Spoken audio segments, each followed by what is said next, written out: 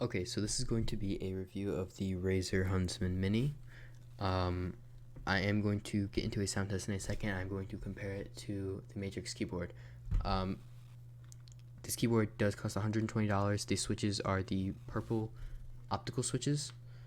And I'm going to show the RGB just so I can turn it off and so I can move the keyboard around freely. A few of the features, it does come with little markers down here so you can see the functions that you are missing if you had a TKL. So you just press FN and 6, that's to get FN6, FN and Y, you get your macros, FNH, you raise the brightness, you get the point. You'll be able to see it on the sides of the keycaps. The only thing I don't like about this lighting is when you press FNU to turn on game mode to disable Windows key, the U does stay white. So yeah, you can probably already hear the switches. The keyboard is, the switches do feel nice. I don't like the sound personally. Pinging, it does ping quite a bit, but I did eventually get used to it. I have used this keyboard since my other Matrix had an issue with it, and I had to send it back, and they just sent me a replacement. So I had to use it in the meantime. I probably won't keep this keyboard. So yeah, they do have a very tiny tactile bump. They are like probably the closest you're gonna get to linear on a clicky switch, honestly. They are the travel is very low. It's about 3.3 millimeters. The Apex Pro is 4 millimeters. So yeah, I will talk about the switches in the later part of the video, or I will talk about it after. I can't decide. I can't make my mind up yet. The switches are 45 grams. Sorry. They are very light. And here is a sound test.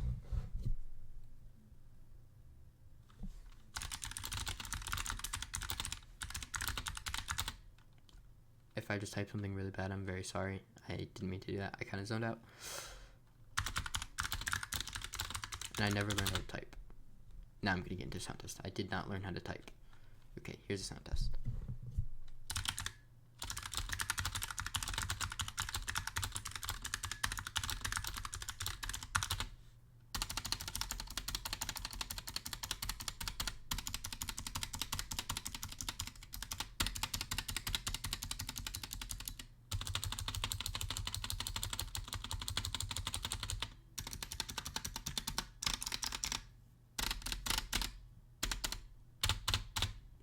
Okay, now here is the Matrix keyboard.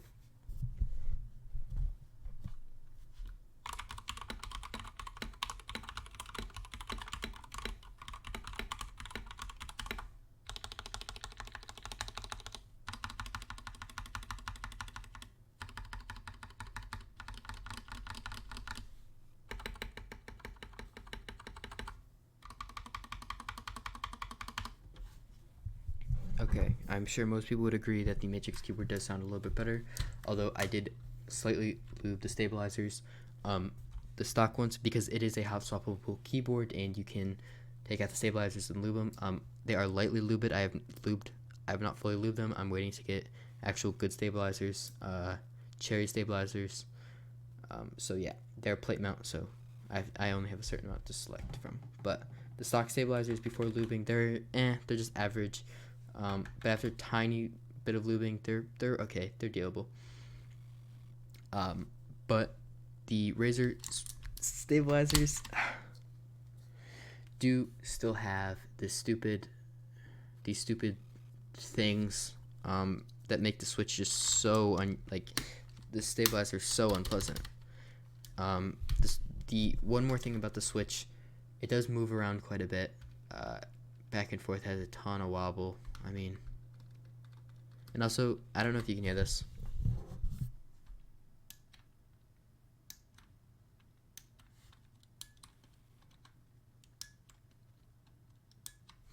So on the keys you use most, you will develop this very high pitched sound. It's not anything you can return the keyboard for. It's just part of the keyboard. It happens on every single keyboard. It happened on my other one that I had a while ago, when I accidentally ordered the wrong switch variant when this keyboard came out. So yeah. So overall, the switches do feel nice. If you don't care about sound and you just want a light clicky switch, you will most likely like this keyboard. But I'm going to get into switches now and speed and all that. I've said this multiple times. The one way a keyboard technically will be faster if you are spamming is a lower travel. The Apex Pro has a 3.64 millimeters. That's what they say on their website. It's just a timeline 3.6 to 4. They can't make up their mind. Whatever one. 4 is a normal switch, normal MX switch. A speed switch, like what's on my Matrix right now, because reds were sold out, will be at 3.2 millimeters. These are 3.3 millimeters. And a optical yellow switch is going to be at 4 millimeters, also on the GK61. The reason I'm holding the switch is this is a Gateron clear. This is a non-optical version of the Gateron yellow. Okay, same weight, same everything, and I can't express this enough. The Gateron yellow switch is not a fast switch. Just because it's a light doesn't mean anything. I'm going to demonstrate something. So a light switch, obviously it's going to feel like you can spam it really fast, right?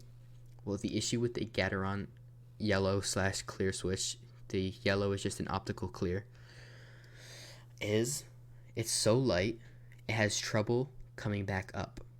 So it has a slower rebound. Slow rebound is when it goes back up. It has a slower rebound than every other switch. So yes, it will feel like you're pressing it quick down, but it's going to have a slower upspring.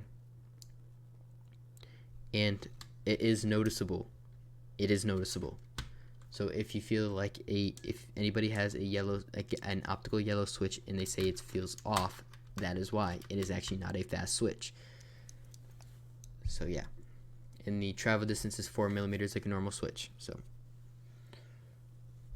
the travel distance thing is a very hard subject, just simply because it's kind of common sense. If I tap something that's 1.1 millimeter down, it's going to be faster than something that's 4 millimeters down that's optical. It's just common sense.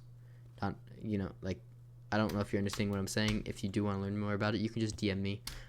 I do post my Twitter in my bio, in the description of the links, and my Twitch. You can DM me on any of those. I don't really care. Or you can just put it in the comments. So the base of the keyboard is extremely light. I mean, it is a very light keyboard. It is a perfect keyboard for taking it to events and all of that. The cable is really nice. It's USB-C.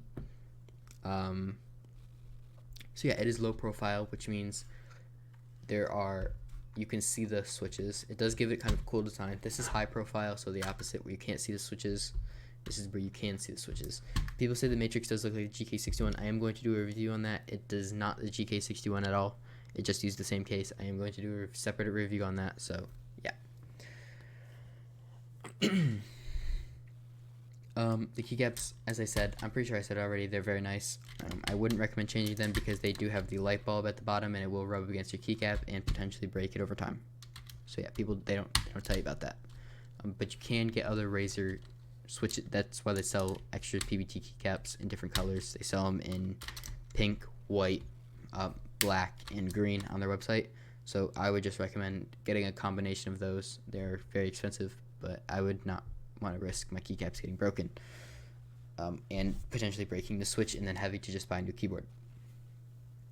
So yeah, the feet are very bad on the keyboard. I mean, the keyboard slides around everywhere. So yeah, a few mods you can actually do this keyboard is put dampening foam in it, but you're gonna have to open it up, and it's a pain because you have a bunch of cords you have to unplug. So if you really want to dampen it, just don't even get this keyboard. I will talk about other options in a second.